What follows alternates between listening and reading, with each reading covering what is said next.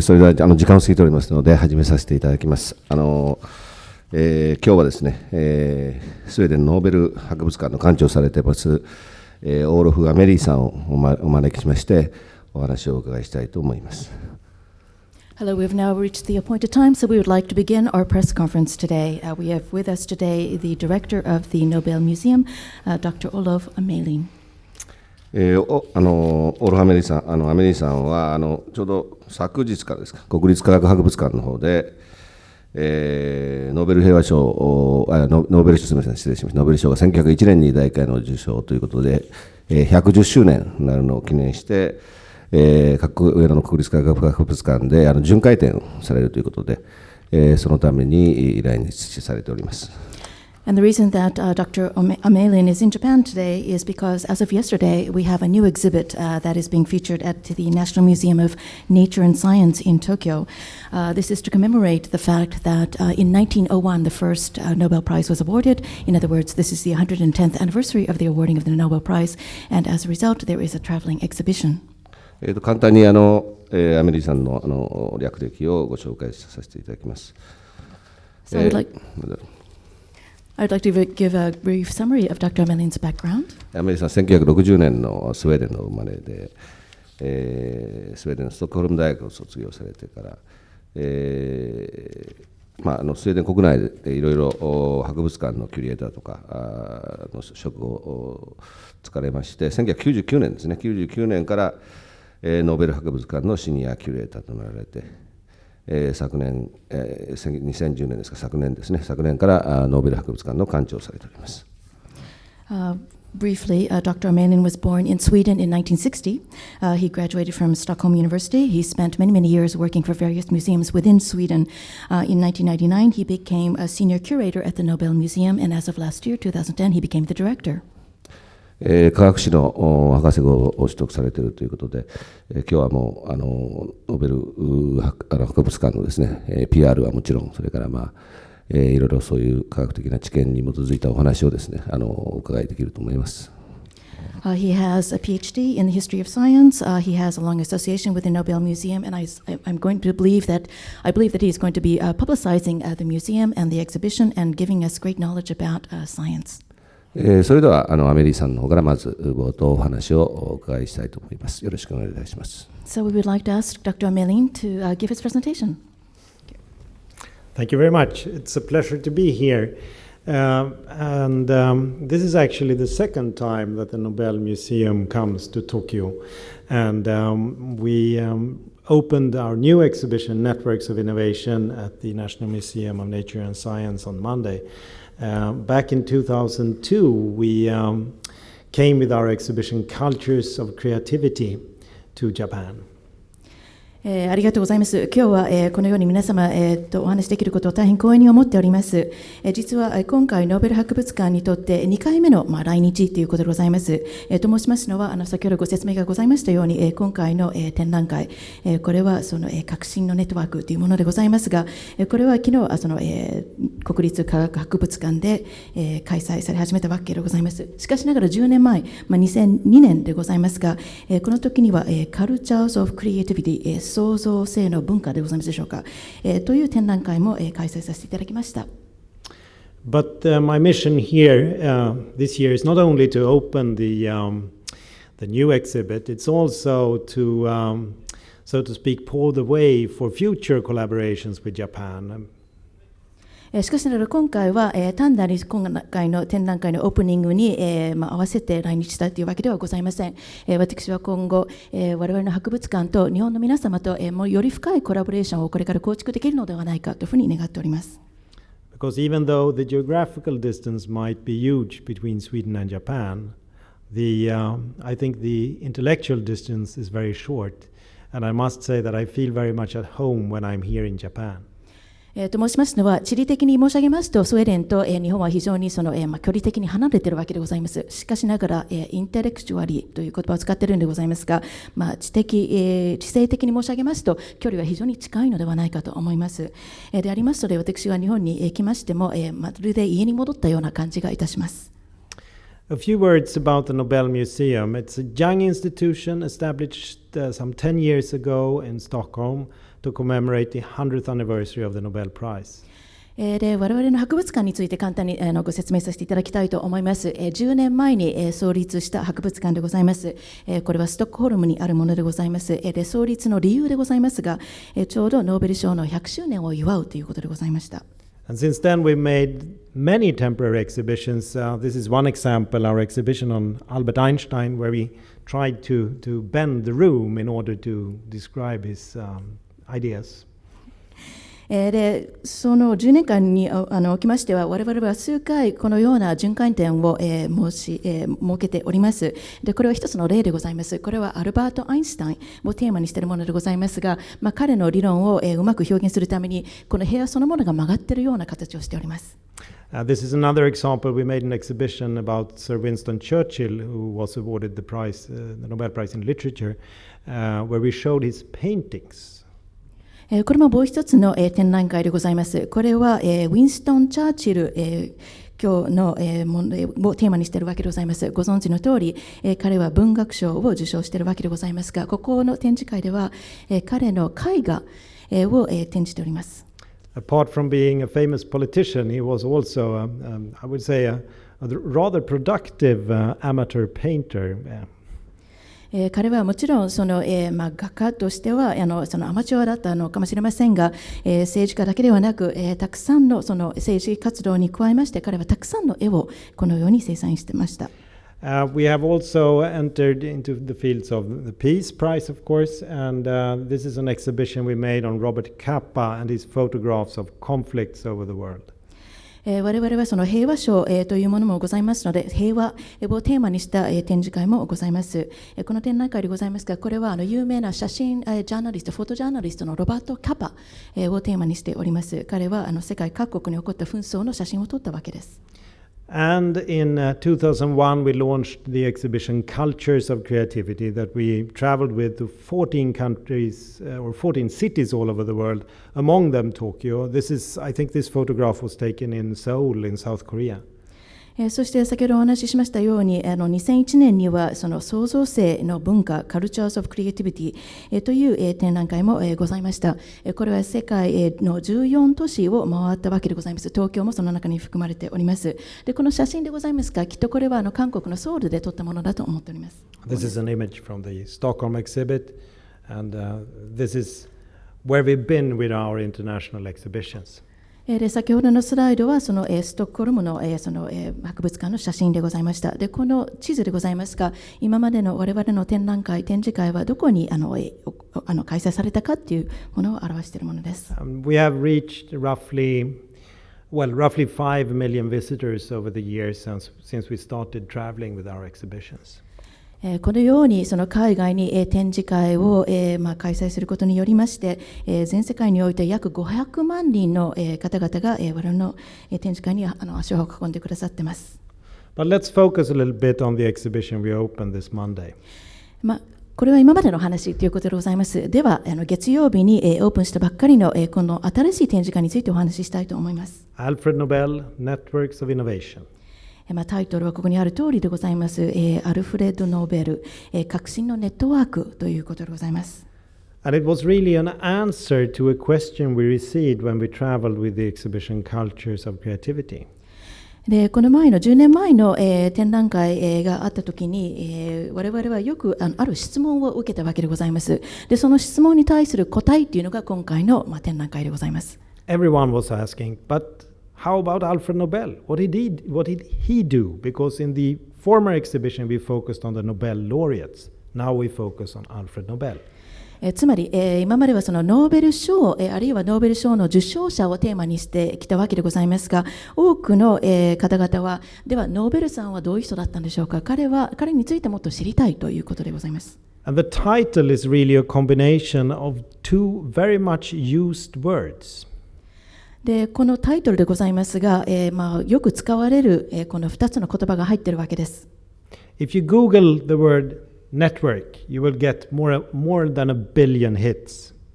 例えばネットワークという言葉を Google 検索いたしますと、10億以上の検索結果というのが出てきます。And if you Google the word innovation, you will similarly get an enormous amount of hits, more than 100 million hits. またそのイノベーション、革新という言葉も検索しましても、これもたくさん検索結果が出てきます。1億以上の結果が出てくると思います。So combining these two buzzwords, I think, was a very clever idea in the way we should name this new exhibition. でありますので、非常にタイムリーだ、非常にその関心を持たれるその2つの言葉をこのタイトルに入れたということは、我々にとって非常にその賢明な選択ではなかったかと思います。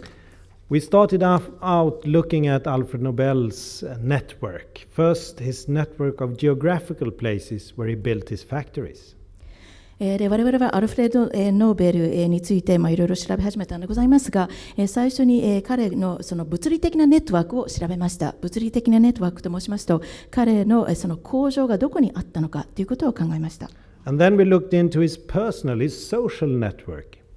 でその次には彼の個人的なネットワーク、彼の社会的ネットワークを調べました。And then we started to discuss how do we display a network? How do we show a network? でその次の我々にとっての課題といいますのは、こういういろんな情報が出たわけでありますが、これをどのように表現するのか、どのようにこれを見せるのかということでございました。So we made several experiments, and this is one result. It's me and my friends. いろんなその試み、いろんなその実験というのをしてみました。これは一つのその結果でございますが、これは私と私の友達というものでございますが、And this could be described also in this way. この同じような情報をこのように表現することもできるかと思います。Well, it almost looks like a vegetable, but this is actually an image of a social network. これは何か見ますと、植物のようなものに見えるかと思うんでございますが、実はこれはソーシャルネットワーク、社会的ネットワークを表しているんでございます。And as you can see, we have used that image in the background of the graphics we use in the exhibition. で先ほどの植物のようなイメージでございますが、このソーシャルネットワークを表すこのイメージはこのタイトルの後ろに使っております。And then, of course, we asked the Nobel laureates, what did they think about networks? で我々がいろいろそのノーベルのそのネットワークを調べたんでございますが、その後に我々はノーベル賞受賞者にネットワークについて聞きました。And we also we made the same question for the members of the Nobel committees. またノーベル委員会の方々にも同じような質問を投げかけさせていただきました。And we made short interviews with these people that we display in the exhibit. でいろんな質問をしただけではなく、そのインタビューの内容を短いビデオにまとめました。でこの短いビデオがたくさんこの展覧会の中にあります。I will now show you an example of one of these interviews. この短いインタビューの例をここでお見せいたします。Or actually many interviews, but here it goes.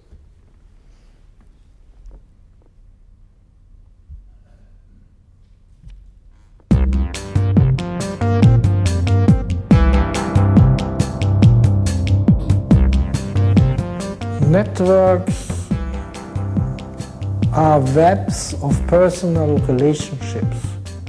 The network is really sort of an organic thing covering the whole world. And so that is the ideal of a whole real network. The network is how you put people together in different settings and structure that. Well, network to me is a very vague concept because as a writer I work alone. Networks are extremely important to everybody. And I'm pretty sure in the days of Alfred Nobel, networks, although they were much smaller and, harder to maintain because they didn't have internet and email and everything, I'm pretty sure networks were, in one sense, as important in those days. Networks, I would say, reflects probably the way that modern scientists work, that we are all in networks. And of course, this is an advantage to have many such personal relationships, but it also has a cost. You have to be careful to select among the possibilities. In certain contexts, You need a big network to try out or a big project to try out an idea and test it. But very often it's still not the case. It's still small groups of people that make the breakthroughs. Nobel Prizes, I would say, are based on what you publish, not actually what kind of network or social context you belong to, because that's secondary. So publications come first. If you're doing science, you have to relate to science, you have to be part of the science community. So in that sense, you have to be part of this network, whether you want it or not, but you have to, otherwise you create your own little corner and no one listens to you or reads what you are doing.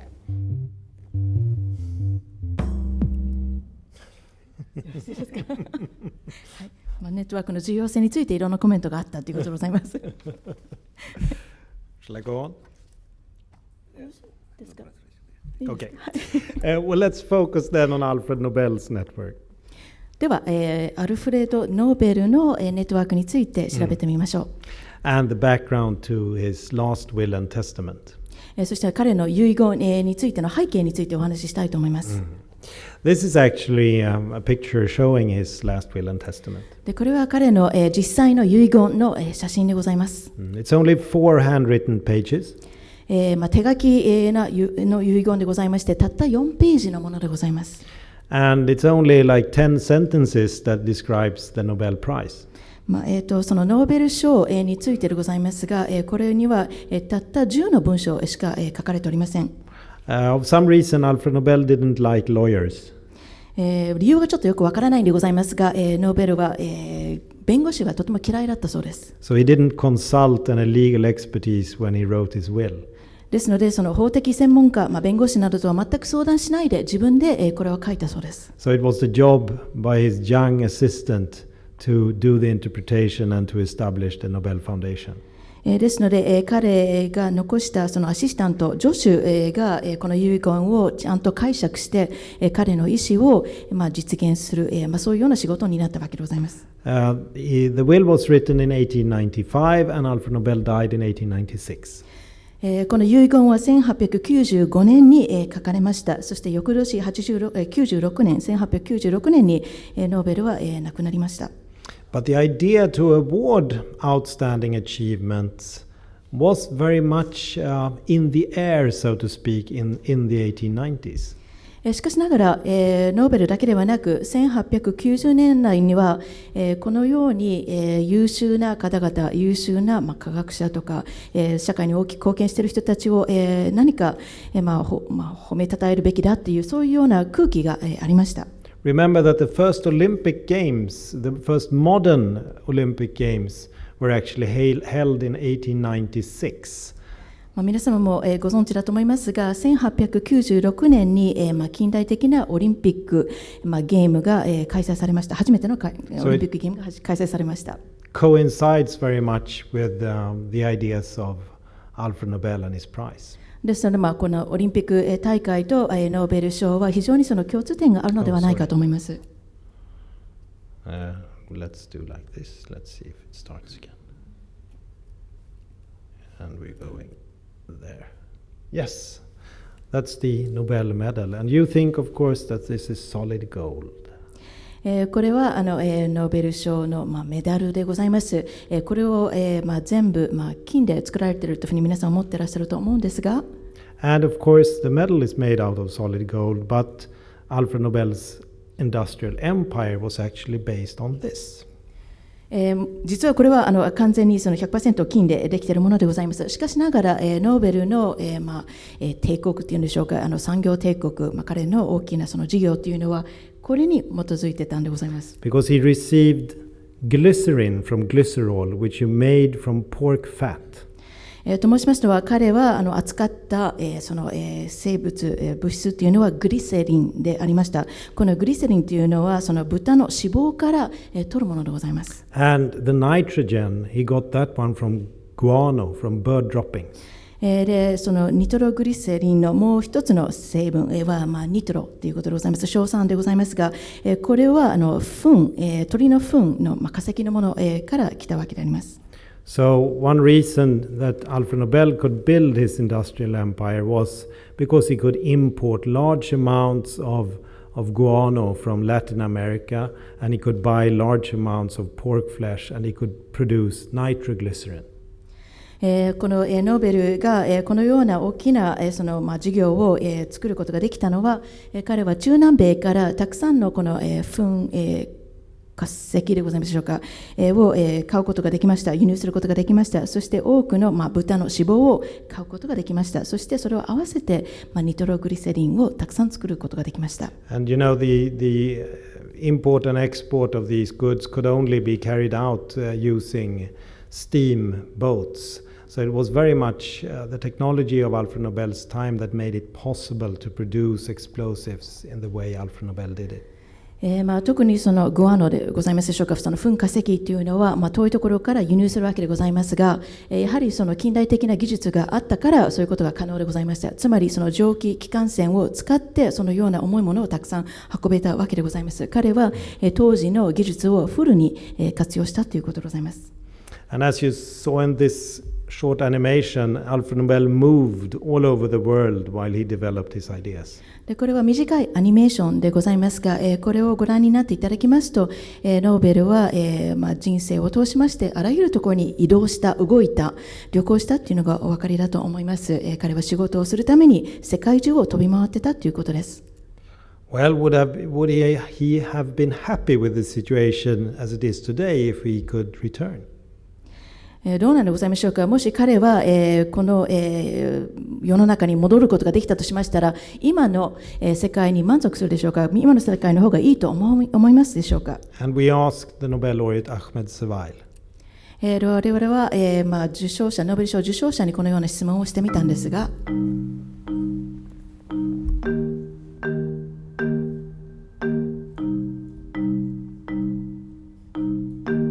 Why did Alfred Nobel give the will into prizes to encourage discoveries and development of science?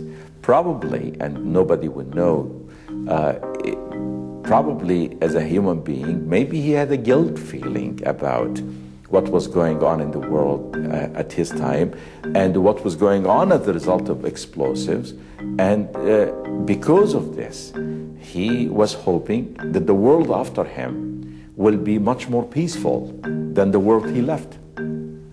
Now, if we bring Alfred Nobel again today and see what's happening in the world, I think he will be very disappointed that after 100 years we haven't changed as humans. なぜ彼はこのようなその賞を設けたかということでございます。で誰も答えはわからないんですが、もしかしたら罪悪感を感じてたのかもしれないということであります。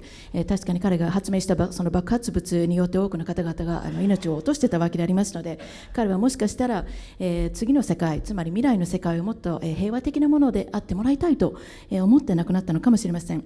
ですのでノーベルがまた今の世界に戻れたとしましたら、彼はどう感じるかということですが、この方は彼はきっと幻滅するだろうというふうに言っております。なぜならば、やはりその100年経っても人間は根本的に変わってないと彼は感じるのではないかと思います。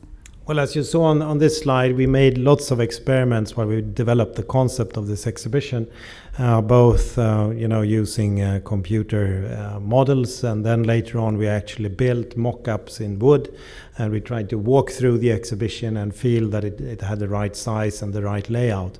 So it's a rather complicated process of building an exhibition of this size. And we also wanted to have an industrial-like feeling of the exhibition. いくつかのスライドをお見せしているんですが、我々はこの、展覧会のそのコンセプトを作り上げるときには、いろんなことを試みたわけであります。コンピューターモデルを使ったり、あるいはその試作品、実際にその木で試作品を作ってみたり、そして大体こういうような、ものの配置でこの中を歩いてみたらどういう雰囲気になるのか、ということをいろいろ考えたわけであります。かなり規模的には大きな展覧会でございますので、非常にその複雑なプロセスを経て作り上げたわけでございます。一つ我々が意識していたことなんですが、できるだけその産業的な、雰囲気というのを表したかったのでございます。And from a technological point of view, we tried to build an exhibition that was very much a network in itself. そしてまた技術的な観点から申し上げますと、この展覧会も、ネットワーク的なものを作りたいと思いました。So we've used 160 flat screens in the exhibition where we display both text and the film material that I show to you now. つまりネットワークということなんでございますが、この展覧会の中には160台のフラットスクリーンを使っておるのでございます。でそこにはいろんな文章とか、先ほどお見せしたようなビデオなどを流しております。And we've tried to use the best animators that we have in our part of the world. で我々の地域において最も優秀なアニメ制作者の力を借りようといたしました。I will show a short clip from one of the animated films we made. Unfortunately, the quality of my example doesn't really reflect the quality it has in the exhibition. But anyway, it will give you a taste of the kind of animation we use. ここで展覧会でお見せしておりますアニメーションを一つお見せしたいと思うんでございます。残念ながら私の PC に入っているものですので、あんまり品質が良くないので、実際には展覧会の方に見に来ていただければと思います。For many European countries, the 1880s were a time of revolutionary transition from agrarian to industrialized society. Communications developed at the same pace as industrialization. Railways and telegraph lines were constructed, canals built, and shipping modernized. Nobel's innovations played an important role in this process. At the same time, Nobel was able to benefit from these new communications and establish international networks of colleagues and business contacts, networks that were necessary for the creation of his empire.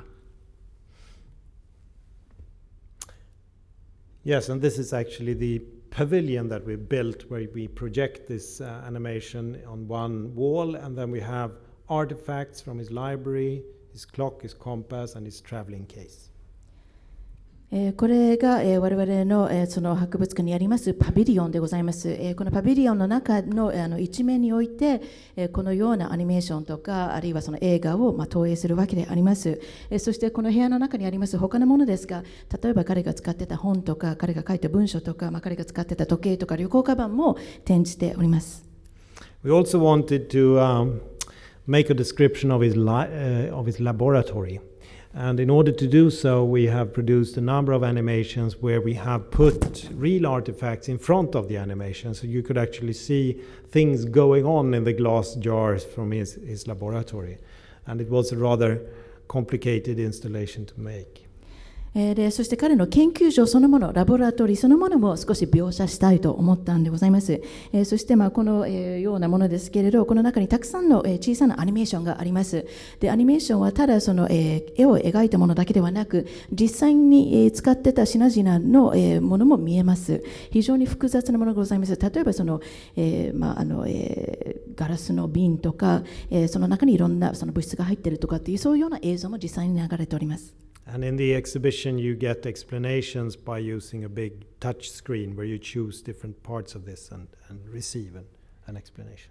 で非常にその近代的なプレゼンテーションでございますが、タッチパネルを使っております。ですので、いろいろな部分に触りますと、それについての説明が出てきます。But let's now turn a little bit to innovations, and we will listen again to the Nobel laureates and what they say about innovation.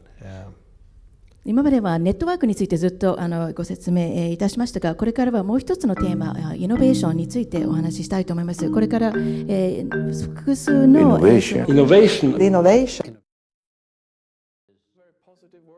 makes you think of how things change usually in a positive direction. It's the ability to make a leap forward in our understanding or invention of something. Of course, is something which is of direct use to mankind. In our part of Alfred Nobel's will. It says not innovation, it says discovery or improvement is what we should consider. But innovation and discovery are very close. They mean new concepts, new ideas. One of the main reasons that politicians spend money on science, I think, is because they expect innovation. And innovation in the sense of something that, you know, will spawn industries and give jobs to people and so on. Well, innovation is creating new outputs of some kind, and it's the heart of what makes for economic development. And let me finish with a short film sequence where we actually try to make an interview with Alfred Nobel. で最後にお見せするそのフィルムでございますが、これは我々のが演出したものなのでございますが、実際にノーベルとインタビューしたというようなフィルムでございます。Alfred Nobel lived for quite a long time in Paris. ご存知かと思いますが、ノーベルは長年パリに住んでおりました。But in 1891, he had a conflict with the French army. しかしながら1891年に彼はフランスの軍隊でございますでしょうか、と何かその問題が起こりました。They accused Alfred Nobel from stealing ideas. そのフランス軍が開発しているアイディアをノーベルがそれを盗んだというふうにフランス側、政府側が言ったそうです。He had just developed the smokeless gunpowder. つまりノーベルはちょうどその時に無煙爆薬を発明したばっかりだったんですが、And because of this conflict, he decided to move from France. このような問題が出ましたので、彼はフランスを離れることを決めました。And he settled down in Italy, in San Remo. で彼はそのイタリアのサンレモに移りました。So we took a film team to San Remo. ですので我々はフィルムのチームをサンレモに連れてきました。And we made this interview in Swedish, but it has English subtitles. でスウェーデン語でノーベルさんをインタビューいたしました。スウェーデン語を話してるんですけれど、英語のテロップもあります。So let's try to translate as much as we can of this film. なんかこれはとても内容が重要でございますので、できるだけ通訳してくださいということでございます。Okay, let's make a try. Varför just Paris?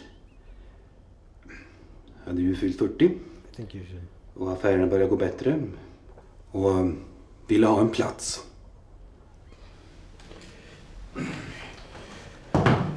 Och Paris var ju inte bara affärslivets centrum utan också även kulturens. Ja, det var ju där det hände. Och jag ville ju komma till en världsstad och Paris var, ja, kanske fortfarande är den enda världsstaden. Och jag talar ju franska också. Och jag uppskattar litteraturen, kulturen.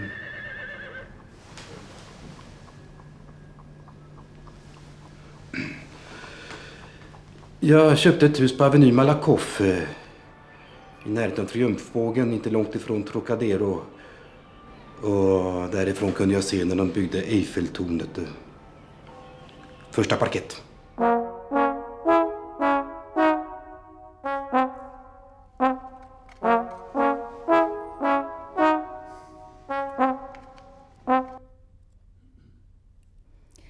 なぜパリという話から始まるんでございますが、私は40近くになったので、パリでは非常にそのビジネスもうまくいってたわけである。私はずっとその居場所が欲しかった。そしてそういう意味ではパリはもう最も魅力のある都会都市であったと私は思いました。ビジネスの中心でもありましたし、文化の中心でもあった。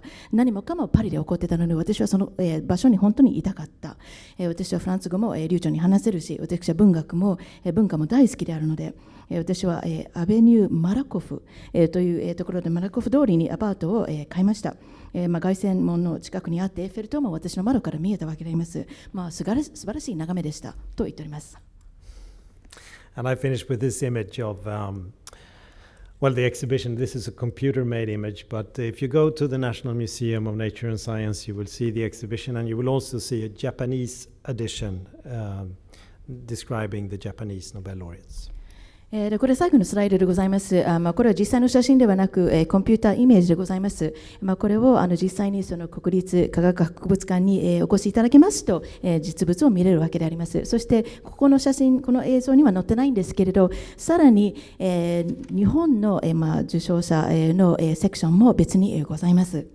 Thank you very much. ご清聴ありがとうございました。アメリさんどうもありがとうございました。本当に最新の技術を使った展示会が展示をやってらっしゃるんだなと非常によくわかりました。Thank you so very much for a wonderful presentation. We can see that you're using the latest technology in your exhibition. ちょっとこれからちょっと質疑の方に移らせていただきますが、最初に司会の方から1、2問質問させていただきます。We would now like to begin our question and answer session, and I would like to take the opportunity to ask the first question myself. ちょっとノーベル博物館について基本的なことをお伺いしたいんですけれども、この運営の主体とかですね、政府からのお金とかそういう、財政とかどのような形でやられているのかという話と、現在、先ほど500万ぐらい年間監視がいらっしゃるということでしたけれども、例えばそのスウェーデン以外の国からどういう方がいらっしゃっているか、そういうちょっとデータをお持ちでしたら教えていただきたいと思います。I'd like to ask some basic questions about the Nobel Museum. Could you give us some just fundamental information? For example, how is it organized? How is it managed in regard to what kind of financial support you receive from the government, etc.? If you could give us some statistics. You mentioned earlier that some 5 million people or so have visited your different exhibitions. Can you give us more data of that nature? Yes, the museum is actually a private shareholders company. その博物館でございますが、個人株主が所有している博物館でございます。And the shares are owned by an organization controlled by the Nobel Foundation. I'm sorry, it's owned by an organization. The shares are owned by an organization which is controlled by the Nobel Foundation. Exactly. ございます。その株でございますが、株を保有している組織といいますのは、ノーベル財団が運営しております、管理しております。So there are four organizations under this umbrella called the Nobel Foundation Rights Association. そのノーベル財団 Rights Association、yeah. 直訳いたしますと、ノーベル財団権利、The Nobel Foundation Rights Association. ごめんなさい、直訳いたしますと、ノベル、財団、権利、協会、というものでございますが、その下に4つの組織があります。And it's the Nobel Museum, it's Nobel Media that produces the website and also the documentary programs describing Nobel laureates. It's the Peace Center in Oslo, and it is finally the Nobel Peace Concert. この4つの組織ということでございますが、1つは我々のノーベル博物館でございます。もう1つはノーベルメディアというものでございます。この組織がいろんな、例えばそのドキュメンタリー番組を制作するところでございます。例えばそのノーベル賞受賞者をインタビューするようなものは全部ここが作っているわけでございます。さらに我々のウェブサイトなどを作って運営しております。で、3つ目の組織はオスロ、ノルウェーのオスロにありますピースセンター、平和のセンターということでございます。そして最後の組織でございますが、これはノーベルのピースコンサート、平和のコンサートというものでございます。And the Nobel Museum is a rather small museum right in the center of Stockholm city in the old town. It's actually situated in the old stock exchange building. でノーベル博物館でございますが、比較的に小さな博物館でございます。ストックホルムの中心部にあるわけでございます。かなりその町の古い町の方にありまして、昔その建物には取引所があったわけです。We are actually right now working hard with a project where we will try to build a new and larger museum. 実は我々はもっと拡大したいというふうに願っております。でありますので、今はより大きな建物を作ろうというプロジェクトを推進しております。ありがとうございます。じゃあもう一つ質問させていただきます。ちょっと展示から離れるかもしれませんが、日本でもですね、いろいろ福島、今回の大地震でですね、福島原発の事故等が起きて、科学というものに対してやっぱり期待とともにこの懐疑心も生まれているわけですけれども、例えばアメリ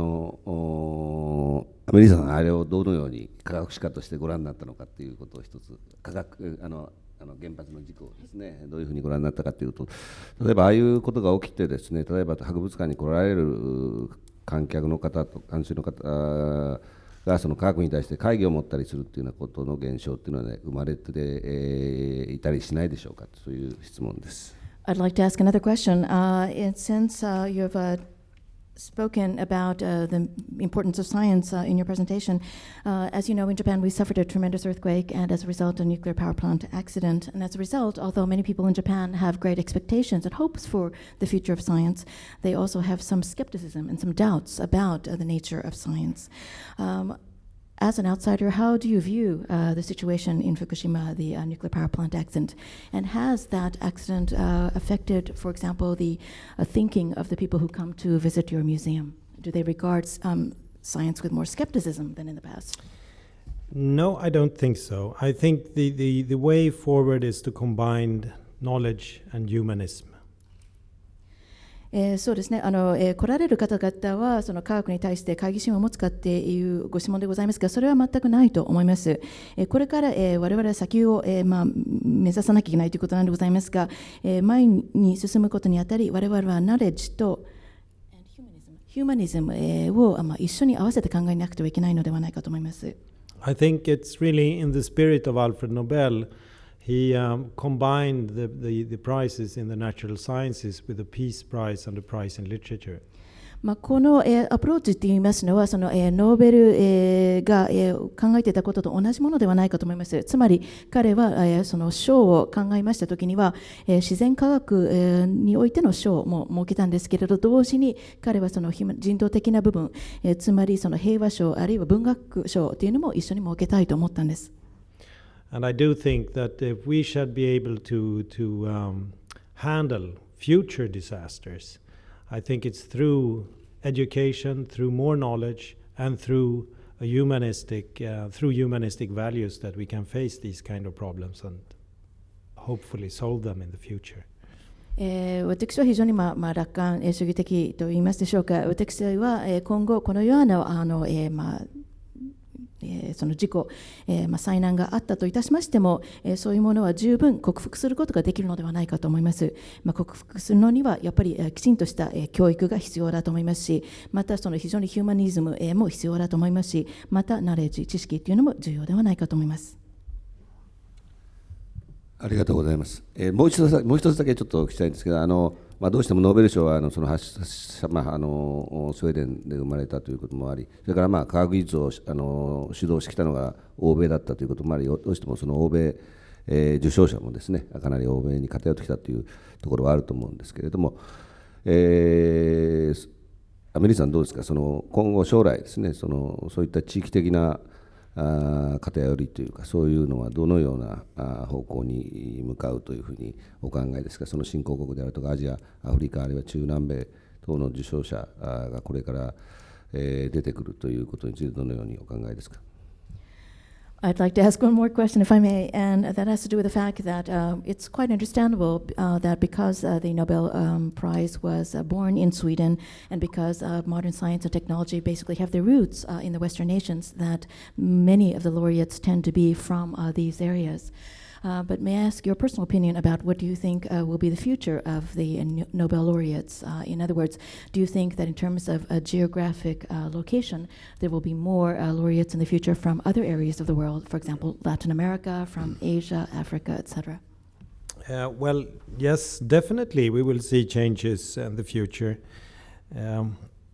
If we look at the history of the Nobel Prize, when it started back in 1901, it was a vast majority of Nobel laureates from Europe. もちろん今後その受賞者の出身地というのが大きく変わるのではないかというふうに思っております。振り返ってみますと、1901年からノーベル賞というのは存在しているわけでございますが、最初の何十年間はほとんどそのヨーロッパの受賞者が多かったわけであります。But after the Second World War, the American scientists have dominated. しかしながら、第二次、世界大戦後にはやっぱり米国出身の科学者が、過半数を取っているのではないかと思います。But if we look back 10 years, I mean, we've seen a large number of Japanese laureates, for instance. しかしながらまた、過去10年間を振り返ってみますと、多くの日本人受賞者も出てきているわけであります。And I'm sure that in the future we will see more of Indian Nobel laureates, laureates from Latin America, and hopefully in the future also laureates from China. ですので、今後の見通しということでございますが、これからは例えばインド出身の受賞者、あるいは中南米出身の受賞者、そしてできれば中国出身の受賞者も出てくるのではないかというふうに期待しております。So centers of excellence will develop in new parts of the world. That's certain. つまり、卓越性のセンターというのは、他の地域にどんどん新しくできるのではないかというふうに思います。ありがとうございました。それではちょっと会場の方からご質問をと思います。近くのマイクをお使いになって所属とお名前をおっしゃってから、言ってください。どうぞ。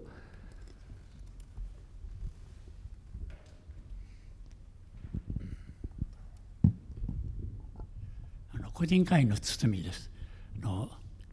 先ほどノーベルの遺言状が出ましたけど、あれは確か3回目のものだと思います。それで1回目と2回目のものもストックホルムの博物館にあるのでしょうか。それと次にオスロで平和賞を与えられ、それから文献資料もオスロにありますけれども、ストックホルムの博物館での平和賞展示っていうのはどのようなものでしょうか。それともう一つお願いします。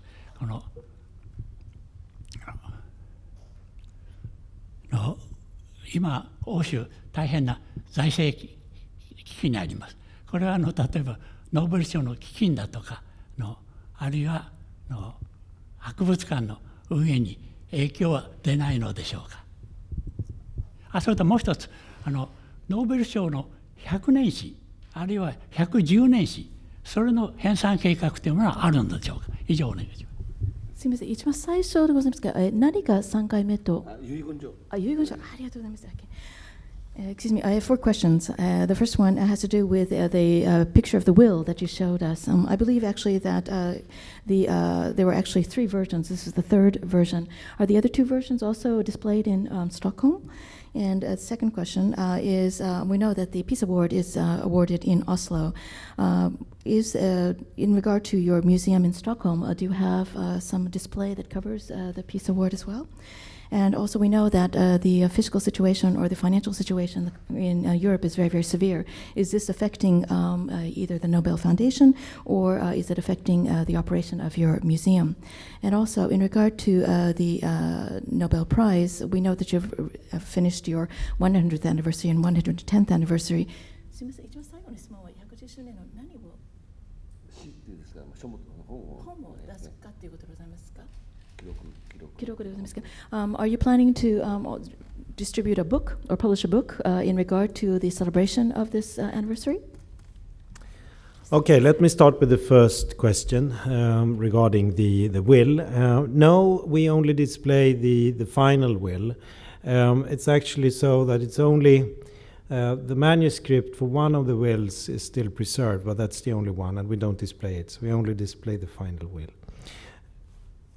最初のご質問でございますが、残念ながら我々はこの最後のバージョンしか展示しております。これだけが保存されて、これだけが展示しているということでございます。And now let's see. The second question was about the Peace Prize, and it's awarded in Oslo. But what is the display, or how do you handle the display? Yes, we do display. We do display also the Peace Prize. What we do in Stockholm is that every year when the Nobel laureates arrive to Stockholm, their first gathering is held at the Nobel Museum. そうですね。2つ目のご質問でございますが、ちょっと背景説明をさせていただきます。ノーベル賞を受賞された方々が初めてストックホルムに来られますときには、最初にみんなが集まっていただくのが我々の博物館でございます。And we try to get the Peace Prize laureates to come through Stockholm when they go back home. でその平和賞受賞者は家に戻るときには、その自国に戻るときにはストックホルムを通ってもらうようにお願いしております。So we try our best to include also the Peace Prize laureates in the exhibition in Stockholm, but they have their own museum, so to speak, in Oslo.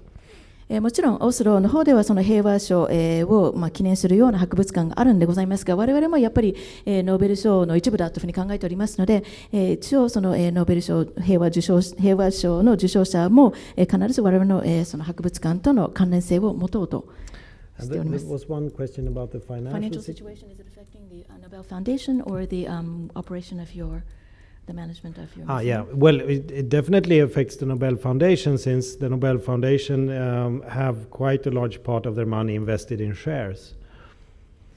その3つ目のご質問でございますが、もちろんその金融危機というのは大きな影響を及ぼしております。申しますのはそのノーベル財団でございますが、これはその資産を運用しているわけでございますので、多くのその株式に投資しているわけでございます。But I mean, that's a normal situation. If you look back 100 years, the value of the amount of money that the foundation have had has actually varied quite a bit during these 100 years. でもこのような状況というのは過去においてもあったわけでございます。100年以上の歴史ということでございますので、振り返ってみますと、その我々の資産の、所有している資産の価値というのは、上がったり下がったり、かなりその変動が厳しかった時もあったわけです。But regarding the museum, we receive roughly 50% of our money from the government and from the city of Stockholm. で我々のその、財政ということでございますが、博物館は、我々の予算の半分ぐらいを、政府、またそのストックホルム市から、いただいております。And they haven't made any cut downs on that, and the rest of the money we have to raise ourselves. で今のところその予算についてはそれはその、助成金に関しましてはカットされるという話は聞いておりません。で残りの 50% は我々が自分で稼がなきゃいけないということであります。And it's of course a bit more difficult for me in these days to raise money from private sponsors. で正直言って、こういうような状況でございますので、私がその個人の、富裕層の方たちにアプローチしましても、なかなかこうやって寄付していただける方を見つけるっていうのが、難しくなっているのが事実でございます。But I would love to take a Japanese company on board. あるいは、私といたしましては、日本の企業をぜひ我々の方に寄付してもらいたいというふうに思っておりますんですが。But I would say that we are pretty safe. If I look a couple of years ahead, I feel quite confident that we will be able to keep up the same level of activity as we have today. しかしながら、これから数年先の我々の状況を考えますと、かなり安心しております。今のような活動レベルを、数年間は少なくとも維持できるのではないかというふうに思っております。What's the fourth question? Publishing a book to celebrate the yes, of course. We do publish books, and maybe the first exhibition that we launched in Japan some 10 years ago have recently been, the catalog has recently been republished by Mr. Sakoi, who is sitting in the middle of this room. And we will in a few days or a week or so see the publication in Japanese of Networks of Innovation. Which I think is actually one of the best books written about Alfred Nobel. And it contains a fantastic material with images that has never been published before. And it was written by my colleague Ulf Larsson, who is head of exhibitions at the museum. で最後のご質問でございますが、もちろん我々は100年史また110年史の本を出しております。で実は10年前にも我々はその100周年を祝う本を出したんでございます。でこれは今再出版ということで日本語でバージョンが出ております。創造性の素顔っていう本だそうでございますが、このお部屋にいらっしゃいます坂井さんがご担当していただいて再出版というふうにという運びになりました。でその110周年を祝う本でございますが、これも革新のネットワークというタイトルでございます。数日間あるいは数週間以内にこれも日本語バージョンが出ることになっております。でこれは本当に素晴らしい本だというふうに私も考えております。なぜならばその文章も素晴らしい、私の同僚がこの博物館のその学芸員を務めた人が書いたんでございますが、今まで公開したことがないようなイメージ、写真、絵もたくさん入っております。ありがとうございます。本についてはもしご関心があれば後で事務局の方に、お願いします。何かちょっと補足説明を日本語版を担当されている方からお願いします。どうぞ。個人会員の山内と申しますけれども、シェンケビッチがノーベル文学賞を受賞したときに、世界が狭かったのか、キリスト教の牧師というものが非常に評価されたと思うんですね。で、現在科学と宗教っていうのを考えますと、今でもその宗教が非常に大きな力を持っているのはムスリム、イスラム教だと思うんですが、ジハードなんか、その日本でも非常に著名な村上春樹さんがオウム真理教のサリン事件に参加した人たちというのを非常に純粋に評価しているわけですね。で、こういう人は日本ではあまり村上春樹さんのことを言わないんですけれども、海外では非常に評価が高いわけですが、科学と宗教というもののこれからの発展というか、どういうふうにお考えか伺いたいんですが。Excuse me, the interpreter may show off her ignorance, but I think in the past there was a writer named Sheikowicz from Poland who won Kowartis, excuse me, from Poland who won the literature prize. If the person is in 1905. In 1905. 1905. The question that I really want to ask is about the relationship between, religion and science. The reason I bring this up is that at that time his award had to do, his writings had to do with Christianity, and we see now that right now when we talk about science and religion, the big theme is not Christianity but rather Islam. We're having now many jihads in the world. Even in Japan, we see this dichotomy or this duality in that we have not only science, but we have a famous writer named Mr. Haruki Murakami. And one of the things that he has written in the past is about the Aum group, the religious group, and the sarin attacks. It's not very much commented on in Japan, but I think his writings about this group have been highly regarded abroad. So I guess I want to ask you, in general, what do you think about the relationship between science and religion, and how do you think it will develop in the future? Well, if we stick to the will of Alfred Nobel, it says that religion, gender, nationality should not be considered at all when the Nobel laureates are selected. そうですね。一応、アルフレッド・ノーベルの意思を尊重するということになりますと、彼が書いたことなんですが、賞を、その受賞者を決めるときには、その人の、その宗教、あるいは性別、あるいは国籍は問うべきではないと、明記してたそうです。Now you have to put everything into an historical context. もちろん、こういう言葉は、ただそれをそのまま、鵜呑みするのではなく、その歴史的な背景も考えなくてはいけないと思います。And the members of the Swedish Academy that awards the prize in literature. そして今は、スウェーデンのアカデミーの、会員が、実際にその文学賞、の受賞者を決めるわけですが、They are human beings and they are of course affected about ideas and discussions going on in the world. 彼たちはやはりその、ロボットではなく、彼たちも生の人間でございます。つまり、彼らたちはその日常的にその世界に何が起こっているかに関しましては、やはり耳を向けているわけでございますので、影響を受けるわけでございます。But I think they try to handle this as good as they can. But still, I mean, it is a Swedish group of writers and experts in literature that do this selection. It's 6 people in the Nobel Committee, and they produce a list of highly esteemed writers of different kinds. If Haruki Murakami is on that list, I don't know, and I'm happy not knowing it, because I think the system is very good, because it is really watertight. しかしながら彼らたちは非常に良心的に、できるだけ、良い仕事をしようというふうに、一生懸命考えているのではないかと思います。そうは申しましても、先ほど、申し上げた通りに彼らは、生の人間でございます。それだけではなく彼らは、みんなスウェーデン人でございます。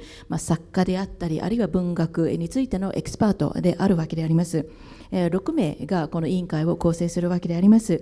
でこの6名が、リストを作るわけでございます。その候補者のリストで、この候補者のリストにその村上春樹さんが載っているかどうかは私は全く知らないし、知らないということは非常に嬉しいことでございます。つまりこれは非常にきちんとした、規律のあるシステムではないかと思います。And I know that there has been speculations about writers also from the Islamic world recently. So hopefully, I hope that we will see writers from many cultures in the long list of Nobel laureates in the future. で最近におきましては、いろんな憶測が耳に入るわけでございます。その中にはイスラムの世界からの作家が候補者になっているというような話も出ているわけでございます。でありますので、私は個人的な願いでございますが、今後はやはり素晴らしいそのイスラムの世界の作家も選ばれることを願っております。The Polish writer, I have him here. Yeah. すみません、ポーランドの作家存じ上げてなかったので失礼いたしました。Yeah, Enrik Sienkiewicz was awarded the prize because of his outstanding merit as an epic writer. That was the motivation. 彼がなぜそのポーランドの作家がなぜ選ばれたかということでございますが、その受賞理由をちょっと読み上げてたんでございますが、彼はエピック、長編ものをお書きになって、これが素晴らしかったということだったそうです。But we must remember that the Nobel Prize is not a prize for high morale. しかしながらここで忘れてはいけないことでございますが、このノーベル賞というのは道徳賞というわけではないんでございます。I mean, there are. The judgment of what they've done is based on what they've been doing in science, literature, and peace, and not if they are good persons. つまりその倫理観を一つの基準にしているわけではありません。つまり受賞者はそれぞれの分野、科学の分野であっても文学の分野であっても平和活動の分野であっても素晴らしい仕事をしてきたから選ばれているわけでございます。彼たちはいい人であったかどうかっていうのが判断基準には入らないそうです。それはちょっと時間過ぎてますけど、大体最後の質問でどうぞ。So we'd like to move to the last question of the afternoon.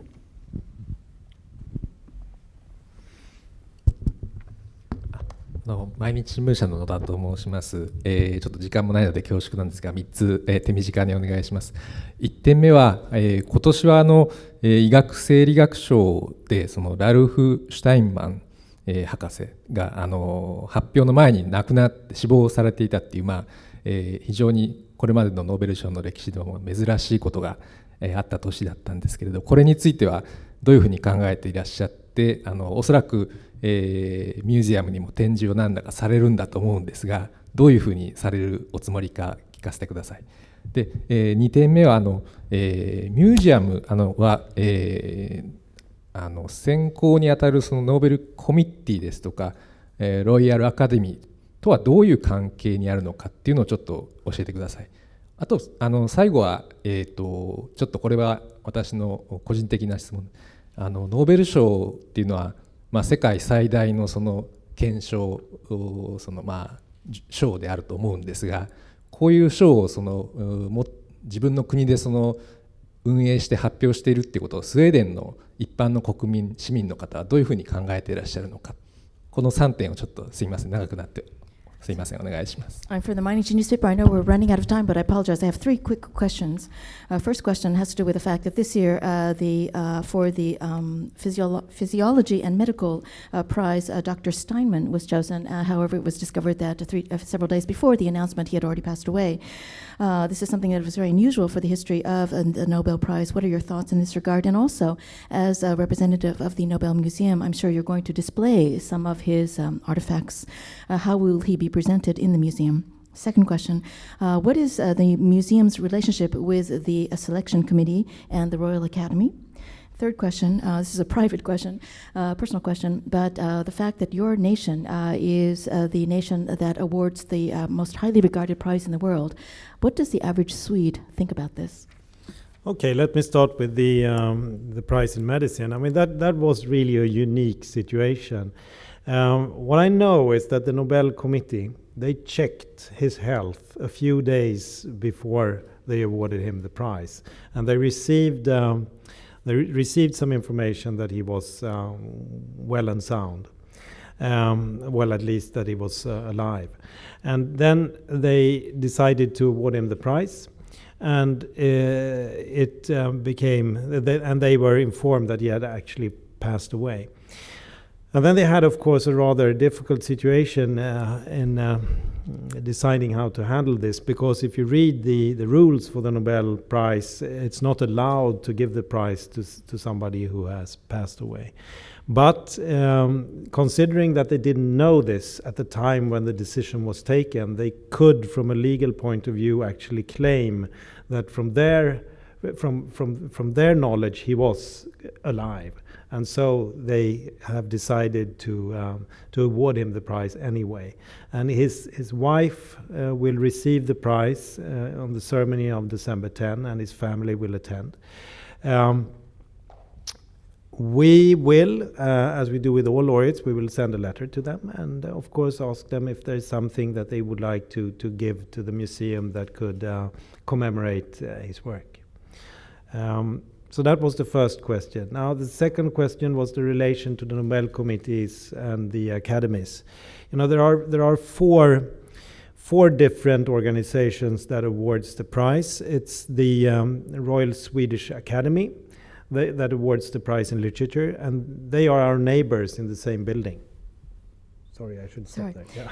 はい、最初の、ご質問でございます。この、医学生理学医学賞ということでございますが、これは非常に稀な、状況というわけだとございます。実は、私が聞いておりますと、これは、この委員会は、数日前に、そのスタイマンさんのその健康状態を確認したということでございます。でそのところでは、その時には、とりあえず元気である、少なくとも生きてらっしゃるというような確認をいただいたそうでございます。ですので、彼を、受賞者として選んだわけでございます。そしてそれを発表した段階で、実は彼は亡くなってたっていう、情報を得たわけでございます。もちろん委員会としては非常に困ったわけでございます。そして、どのようにこれを扱うべきかといろいろ議論したわけなのでございます。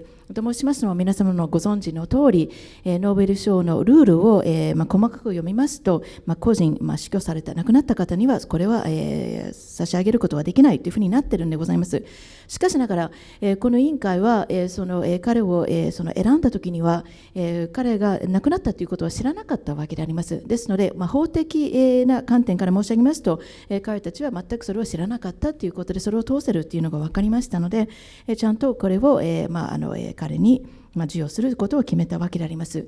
で、式、12月10日に、式が行われるんでございますが、その時に奥様が代理として来られまして、彼女にそれをお渡しすることでございます。彼の家族も出席するというふうに聞いております。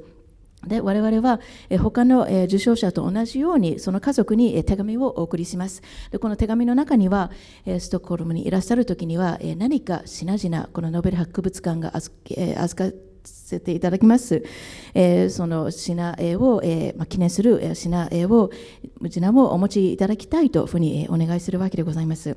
で2つ目のご質問でございますが、ノーベル委員会とアカデミーと我々の博物館との関係ということでございます。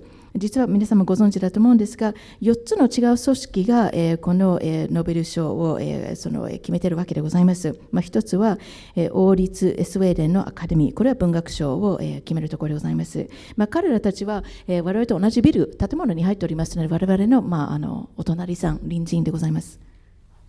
Yes, I was talking about the four academies, the Swedish Academy, then we have the Royal Academy of Sciences. もう一つの組織でございますが、これは王立スウェーデンの科学アカデミーでございます。And they award the prize in physics, chemistry, and the prize in economic sciences in memory of Alfred Nobel. What we do is that we always have our staff on site when they present the new Nobel Prize. でこの、科学アカデミーでございますが、これはその物理学賞、科学化学の、賞、そしてまたノーベル、記念のその経済学の賞、の受賞者を決めるわけでございます。でこの、受賞者が発表されるときには必ず我々のスタッフも、そこの現場にいることになっております。And we receive all their presentation material, all their PowerPoints, etc., so that we can use it in the museum. でつまりその発表があるときにはプレゼンテーション資料、例えばパワーポイント、などを今使っているわけでございますが、そういう資料、書類を全部我々が後で頂戴することになっております。それを後で博物館で展示することもあります。And we know, of course, all the members of the committee, so we can discuss with them how we best present the prize. でもちろん、各委員会のすべてのメンバー、と我々も交流があるわけでございますので、受賞者が決まったときに、あるいはその賞、各賞のその、プレゼンテーション、方法に関しまして、彼らたちの、意見も、取り入れております。And the same goes for the medical prize, the prize in medicine or physiology, where we also attend the presentation of the prize and we get in touch with the people in the committee to discuss how we should describe it. It's a bit more tricky when it comes to the Peace Prize. そしてもう一つの組織は生理学、医学賞、そしてを決めるところなんでございますが、これも同じように我々はすべての委員会をよく存じ上げておりますので、どのようにいいプレゼンテーションをできるかということを相談させていただきます。ちょっと複雑なのはその平和賞についてでございます。But we try, of course, to get in touch with the people working with the Peace Prize. That's a group selected by the Norwegian Parliament. 我々はもちろんその平和賞を決める方々とコンタクトを取るように努めているわけでございます。このグループでございますが、基本的にこの賞はノルウェーのNo, well, it's a group selected by the Norwegian Parliament that decides on the Peace Prize. ノルウェーの議会がその選考委員会を決めるわけでございます。The reason for this is that Sweden and Norway were united when Alfred Nobel wrote his will. 皆さんもご存知だと思いますが、なぜノルウェーがこれに参加しているかということですが、ノーベルが遺書を書いたときには、ノルウェーとスウェーデンは連合王国、一つの組織、一つの国だったわけでございます。The two countries separated in 1905. 彼が亡くなった後、1905年にその2つの国は別々な国になったわけであります。Yeah. And of course, we collaborate closely with the Peace Center in Oslo. もちろん我々はオスロの平和センター、ピースセンターとよくコラボレーションを、親密なコラボレーション体制を組んでおります。And the final question was about how Swedes feel about the prize. I think for the Swedish people in general, it's a bit unfortunate that the prize is very much connected to the festivities. To the banquet. スウェーデン人がこの賞をどう見ているかということでございますが、一つ私は残念に思うことは、このノーベル賞はどうしてもその祭り的な部分が注目されるということでございます。つまり最後にその大きな晩餐会があるわけでございます。For it's definitely the biggest banquet held in Sweden, and people sit in front of their TV.Watching the banquet for like 5 or 6 hours. スウェーデンに、行われるというのが開催される最も大きなバンケット、晩餐会でございます。で、多くのスウェーデン人はテレビの前に座って5時間、6時間ずっとそれを見てるそうです。But of course, it has the advantage that、people get aware about the fantastic work that has been done by the Nobel laureates.しかしながらそうやって5、6時間見てるということになりますので、一般のスウェーデン人はこの受賞者がどういうような素晴らしい仕事をしてきたのかということについてかなり勉強していただけるわけでございます。And for Sweden as a country, it has been extremely important because it has meant that Swedish scientists, writers, and they have had to be well informed about the absolute front line in science over the years. でスウェーデンの国にとってこれはどういう意義があるかということでございますが、この賞があるということはスウェーデンの科学者またその文学者、作家にとってはとっても重要なことだったと思います。なぜならば、やはりその、選ぶ側になるわけでございますので、最先端の技術、最先端のその科学、最先端の文学について常に勉強しなくてはいけないという気持ちがあるからです。So I think the Nobel Prize has meant a lot to improve Swedish science during the 20th century and the 21st century. ですので20世紀また21世紀においてスウェーデンの科学者のレベルが非常にその高くなったということはやっぱりノーベル賞があったからではないかというふうに思っております。いやアメリーさんどうもありがとうございました。ちょっとこの始まる前に記者クラブに対する言葉を書いていただいたんですけれども、先ほど言及されているノレッジ&ヒューマニズムがですね、知識とヒューマニズムが我々のミッションとアルフレッド・ノーベルの精神のキーワードであるということを書いていただきました。So thank you very much, Dr. Amelin. I'm just introducing for the audience the words that you wrote in our guest book, the words of Nobel. それではもう一度アメリーさんに拍手をお願いいたします。どうもありがとうございました。記者クラブの方からちょっとプレゼントをお送りします。And we also have a gift for you, sir. Thank you very much. Pleasure to be here.